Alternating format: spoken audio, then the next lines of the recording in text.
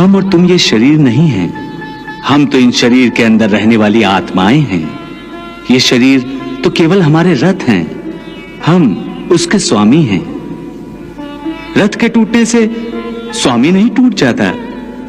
उसी प्रकार शरीर के सुख और दुख आत्मा को सुखी या दुखी नहीं करते। यदि हम आत्मा हैं, तो फिर ये सुख दुख का आभास हमारी आत्मा को क्यों होता है? ये सुख दुख का आभास आत्मा को नहीं होता, केवल शरीर को होता है। तो फिर आत्मा को क्या होता है?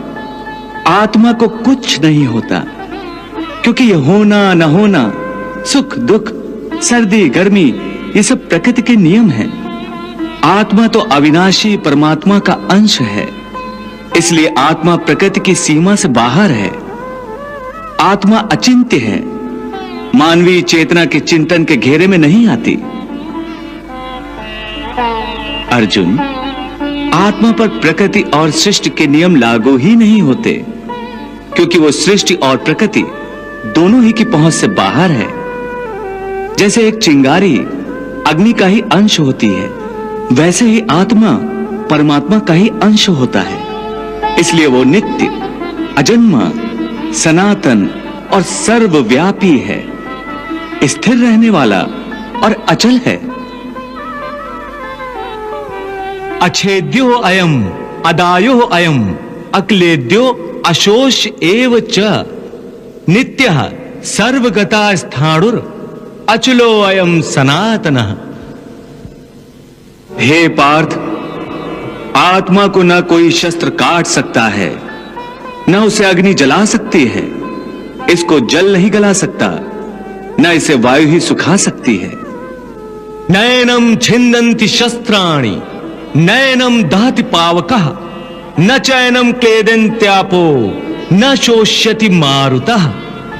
हे अर्जुन, ये सब समझकर तुम्हें ना किसी के मरने का शोक मनाना चाहिए और ना किसी के ना मरने की खुशी का प्रदर्शन करना चाहिए। हे केशव, ये सब मानकर भी कि आत्मा नित्य, सनातन और अजन्मा है, उसे शस्त्र नहीं काट सकते, आग नहीं जला सकती, फिर भी प्राणी की आत्मा को दुख सुख, शोक खुशी, मान अपमान, पीड़ा और आनंद का एहसास क्यों होता है? हे पार्थ, मैंने पहले ही तुम्हें बताया कि सुख दुख का आभास करना आत्मा का नहीं, शरीर का काम है। परंतु केशव, शरीर को दुख या पीड़ा तभी होगी जब शरीर को कोई चोट लग जाए या उसका कोई अंग कट जाए। जैसे शरीर आग में जल जाए, उससे जो पीड़ा होती है वो तो शरीर की पीड़ा है। परंतु मान हानि होने से जो दुख होता है या मान होने से जो आनंद आता है, उसमें तो शरीर को कोई चोट नहीं पहुंचती। वो मान हानि का दुख, वो अपकीर्ति की पीड़ा तो आत्मा को ही होती है ना?